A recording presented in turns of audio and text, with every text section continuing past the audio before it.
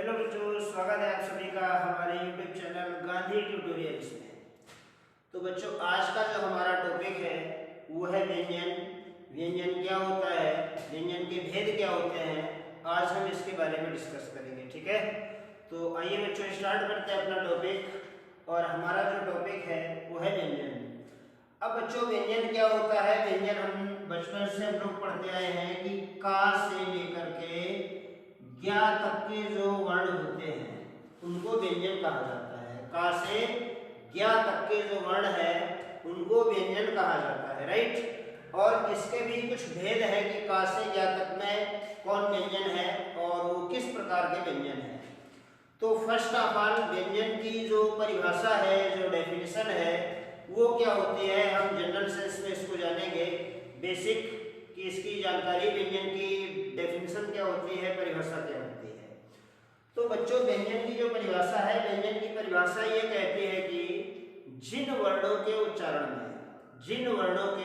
में अंदर से आने वाली वायु या ध्वनि, हमारे अंदर से जो ध्वनि या वायु आएगी, जिन वर्णों के उच्चारण में यदि वो मुख के किसी मार्ग से अवरुद्ध होकर के बाहर निकलती है या उसके बाहर निकलने में कोई बाधा उत्पन्न होती है, रुकावट उत्पन्न होती है, तो ऐसे वर्ण व्यंजन कहलाते हैं। व्यंजन की जो परिभाषा है मैंने आपको बताई कि जिन वर्णों के उच्चारण में अंदर से आने वाली वायु हमारे मुख के किसी भाग से बाधित होकर के बाहर निकलती है उसको व्यंजन कहते हैं। जैसे कि का, हमने का वर्ण बोला, तो का को बोलने में हमारे कंठ में 1 सेकंड के लिए या -1 सेकंड के लिए थोड़ी सी बाधा उत्पन्न होती है।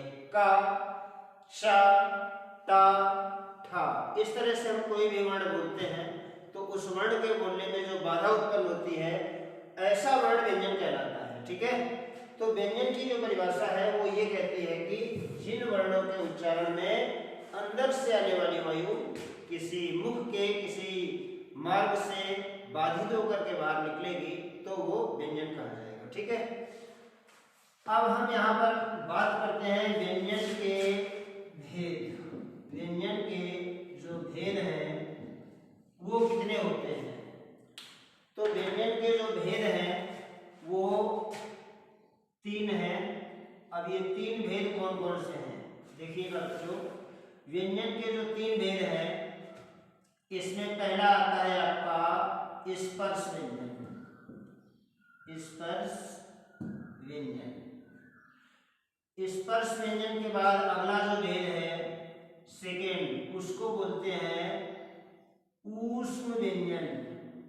ऊष्म व्यंजन। और अगला जो भेद है वो है अंतस्थ व्यंजन।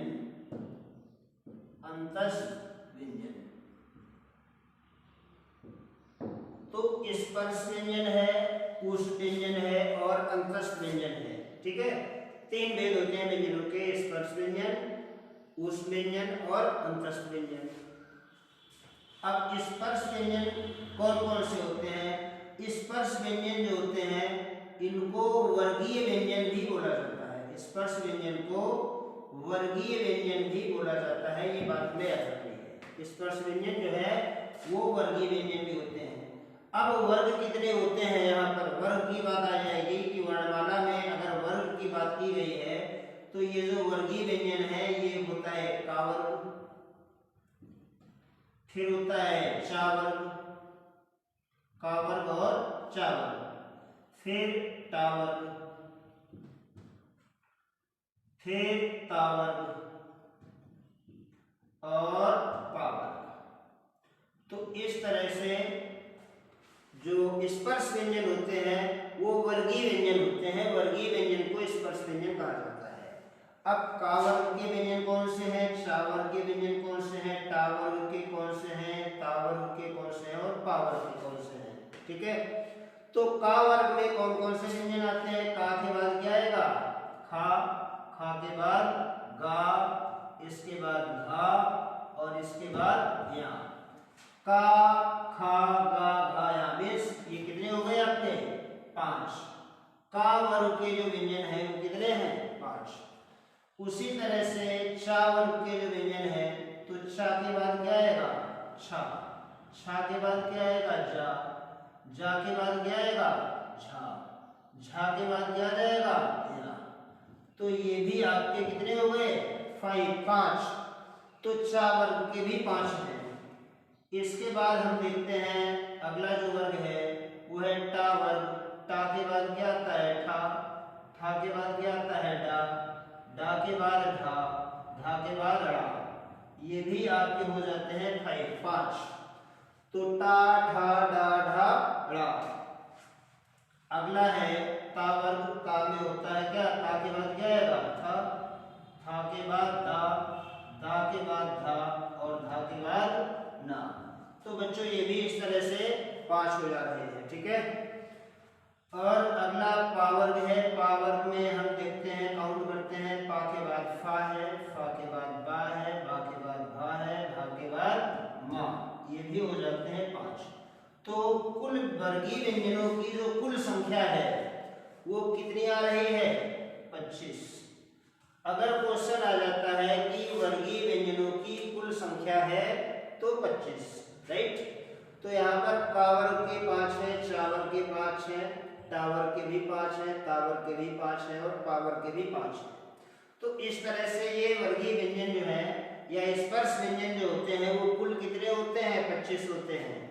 स्पर्श व्यंजनों की संख्या है, ऑप्शन दे दिया गया 20, 22, 24, 25। ठीक है। तो कितनी होगी? 25।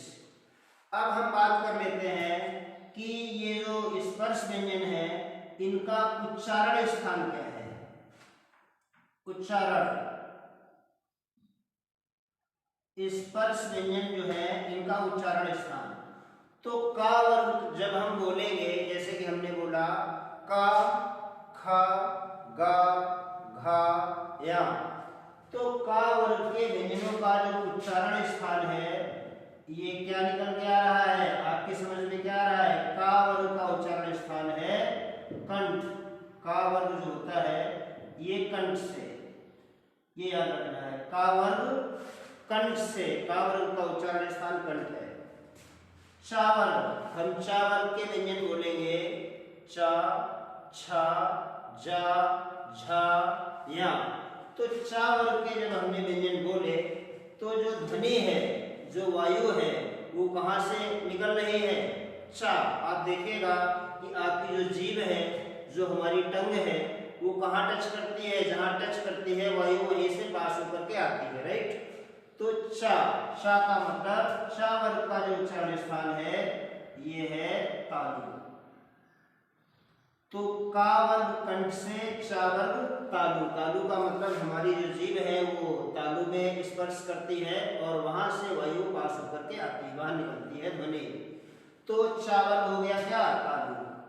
अब अगला है टा वर्ग। टा वर्ग के व्यंजनों का जो उच्चारण स्थान होगा ये क्या होगा? टा। टा आप बोलिए टा, ठा, डा, ढा, ड़ा। तो टा, ठा, डा, ढा, ड़ा जब हम बोलते हैं तो जो उच्चारण स्थान है या जो हमारी जीभ है वो स्पर्श कहाँ करती है? एक बार आप कोशिश करके देखिए। टा, ठा कहने का मतलब टा वर्ग बोलने में जो हमारी जीभ है वो मूर्धा को टच करती है, तो इसलिए बोला जाता है का वर्ग कंठ से, चा वर्ग तालु और टा वर्ग मूर्धा से।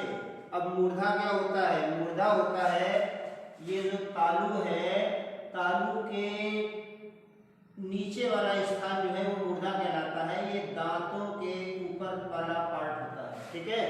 तालु के नीचे और दांतों के ऊपर का जो पार्ट है, जो बॉर्डर है, उसको मूर्धा बोलते हैं। ओके। तो इस तरह से टा वर्ग जो है ये मूर्धन्य या मूर्धा से इसकी ध्वनि निकलती है। अब अगला जो स्पर्श व्यंजन है ता वर्ग। ता वर्ग के व्यंजनों का उच्चारण स्थान। ता वर्ग आपके व्यंजन आप बोल के देखिए। ता, था, दा, धा, ना। तो जब आपने ता वर्ग के व्यंजन बोले तो जो हमारी जीभ है उसने कहाँ स्पर्श किया? दंत्य, दांतों को। तो ता वर्ग के व्यंजनों का उच्चारण स्थान क्या है? दंत, दांत, ठीक है, इसलिए इनका उच्चारण स्थान दंत बोला जाएगा। और पावर के जो व्यंजन है इनका उच्चारण स्थान क्या होना चाहिए? पावर के व्यंजन बोल के देखिए, पा, फ, बा, भा, मा, राइट।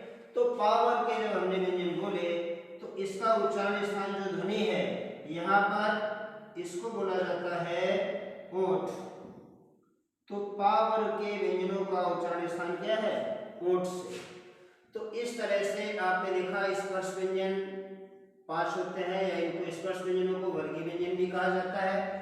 और यह है इनका उच्चारण स्थान, कावर कंठ से, चावर तालु, टावर मूर्धा से, तावर दंत और पावर ओठ से, या इसको ओष्ठ भी बोलते हैं। तो स्पर्श व्यंजन क्या होते हैं और उनका उच्चारण स्थान क्या है, ये बात आपको समझ जाना चाहिए, राइट। अब हम देखते हैं यहाँ पर ऊष्म व्यंजन। स्पर्श व्यंजन की बात यहाँ पर खत्म हो जाती है और हमारे सामने अगले जो व्यंजन है वो क्या है? ऊष्म व्यंजन। तो ये जो ऊष्म व्यंजन है ये क्या होते हैं? सा, सा, सा और हा। मीन्स ऊष्म व्यंजनों की जो संख्या है ये 4 है और ये तीनों सा और हा, इनको ऊष्म व्यंजन कहा जाता है। ऊष्म व्यंजन कहने का रीजन क्या है कि ऊष्म व्यंजन इनको क्यों कहा जाता है? ऊष्म का मतलब होता है ऊष्मा या गर्मी। तो जब हम सा बोलते हैं या सा बोलते हैं, ये वाला सा बोलते हैं या हा बोलते हैं, तो इन वर्णों के उच्चारण में या इन व्यंजन वर्णों के उच्चारण में जो वायु है वो घर्षण करते हुए हमारे मुंह से बाहर निकलती है। जैसे सा, हा, ठीक है, या सा। तो जब घर्षण करती है, तो जब कोई चीज घर्षण करती है तो वहां क्या होता है? ऊष्मा उत्पन्न होती है, इसलिए इनको ऊष्म व्यंजन कहा गया है, ठीक है। अगला है हमारा यहाँ पर व्यंजन का जो दूसरा भेद है उसको बोलते हैं अंतस्थ व्यंजन। और अंतस्थ व्यंजन में आता है या, रा, ला और वा। मीन्स ये भी 4 है। अंतस्थ व्यंजनों की जो संख्या है वो 4 है, या, रा, ला, वा। या, रा, ला, वा को अंतस्थ व्यंजन कहा जाता है, ठीक है। अंतस्थ क्यों कहा जाता है? क्योंकि या बोलने में, या, रा, ला, वा बोलने में जो वायु है या ध्वनि है वो सीधे हमारे अंदर से आती है, उसको ज्यादा बाधा या रुकावट उत्पन्न नहीं होती है, या, रा, ठीक है। तो इसलिए इनको अंतस्थ व्यंजन कहा जाता है। तो यहाँ पर हमने देखा कि स्पर्श व्यंजन क्या होते हैं, ऊष्म व्यंजन क्या होते हैं और अंतस्थ व्यंजन क्या होते हैं, ठीक है।